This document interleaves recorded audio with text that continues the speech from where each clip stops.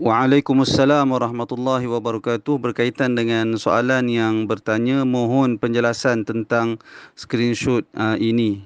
Iaitulah yang screenshot yang disertakan tertulis, betulkah kalau air mazi terkena seluar tapi kita tak pasti bahagian mana yang kena, cukup merenjiskan sahaja air pada bahagian yang rasa kena dan seluar tersebut dikira bersih dan boleh dibawa solat. Pertama sekali begini, pertama sekali begini ya, mazi ke semua para ulama sepakat ia adalah najis dan ia membatalkan salat. Demikian juga perlu membasuh kemaluan apabila keluar mazi. Kemudian persoalan yang ditanya iaitulah berkaitan dengan hukum pakaian yang terkena air mazi. Dalam persoalan ini ada hadis yang diriwayatkan daripada Sahal ibnu Hanif.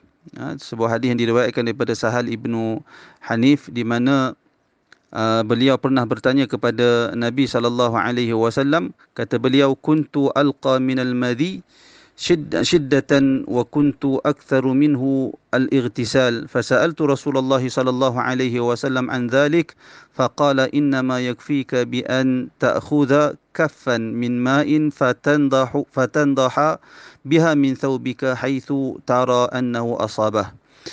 Yang bermaksud, kata Sahal ibnu Hanif, kata beliau, aku seorang yang menghadapi kesukaran disebabkan sering keluar madhi, lalu dan aku merupakan orang yang paling banyak mandi disebabkan keluar air madhi.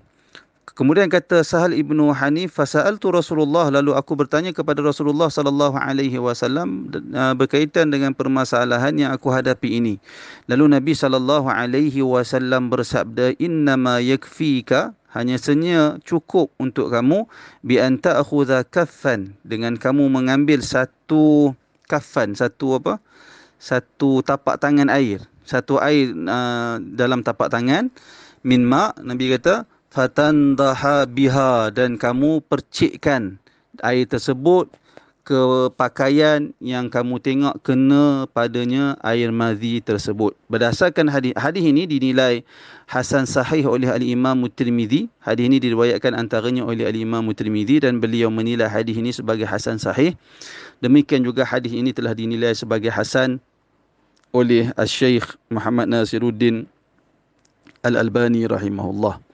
Hadis ini para ulama berbeza pandangan tentang persoalan membasuh ataupun menghilangkan kesan madhi yang kena pada pakaian. Sebahagian para ulama mengatakan tidak cukup dengan hanya merenjis. Renjis yang dimaksudkan seperti yang dinyatakan dalam hadis, iaitulah kita ambil air sebanyak satu tapak tangan dan kita curahkan pada bahagian yang kena air madhi tersebut. Para ulama berbeza pandangan. Sebahagian para ulama, iaitu termasuk ulama mazhab Syafi'i, bahkan termasuk al-Imam Syafi'i, berpandangan tidak cukup dengan sedemikian, bahkan semestinya dengan dialirkan air dan dikikis kesan madhi sehingga keluar kesannya, tanggal kesannya dari pakaian. Manakala sebahagian ulama yang lain, termasuk pandangan Imam Ahmad, yang mengatakan tidak perlu dikikis, bahkan cukup dengan kita mengambil air satu tapak tangan kita dan kita curahkan ke atas bahagian yang terkena air madhi tersebut. Pandangan ini juga dipegang oleh Syekhul Islam Ibn Taymiyah rahimahullah, di mana beliau di dalam kitab Majmu'ul Fatawa beliau berkata, wal aqwa fil madhi annahu yujzi fihi an-nadhu wa huwa ihda ar-riwayataini an Ahmad. Kata beliau, yang bermaksud dan yang paling kuat dalam permasalahan madhi ini bahawasanya memadai dengan renjisan. Renjis itu seperti yang saya sebut di sini, tadi ni, seperti yang disebut dalam hadis. Itulah bukan dengan percikan air sahaja, bahkan sebaliknya dengan diambil air satu telapak tangan dan dicurahkan ke bahagian yang kena madhi tanpa perlu dikikis di bahagian tersebut. Kemudian kata Ibn Taymiyah, wa huwa ihda riwayatain an Ahmad, dan inilah pandangan salah satu riwayat daripada Imam Ahmad. Jadi wallahu taala alam, kita lihat kepada hadis ini, disebabkan pandangan yang kata boleh merenjiskan itu disertakan dengan hadis wallahu taala alam. Saya cenderung kepada berpegang dengan pandangan ini disebabkan hadis dalam permasalahan ini amat jelas. Kenapa? Kerana madhi agak sukar untuk kita hindar daripadanya. Dan dia sering keluar biasanya, ataupun sebahagian orang menghadapi masalah mazi yang susah nak dikawal, lalu mengambil pandangan ini memberi kemudahan kepada masyarakat. Kemudian soalan yang diajukan, persoalan yang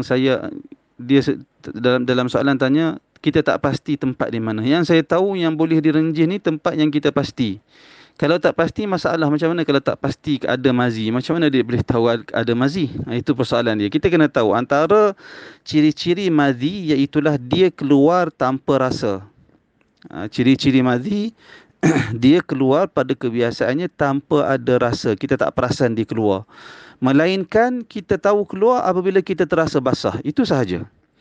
Jadi kalau dia dah tahu keluar dengan dia merasai, dia dah tahu mazi dia keluar dengan dia merasai ada kebasahan, kemudian dia tidak segera, itu kecuaian dia.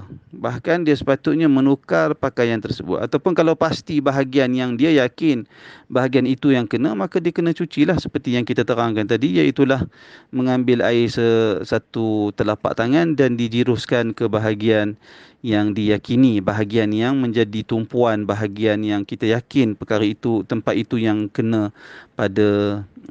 padanya kenajisan madhi. Tetapi kalau dia tidak pasti, itu menunjukkan berlaku kecuaian. Tapi kalau dia tak ada kebasahan, tiba-tiba dia sahaja yang syak, itu tidak. Syak ni benda yang syak tidak boleh membatalkan perkara yang yakin.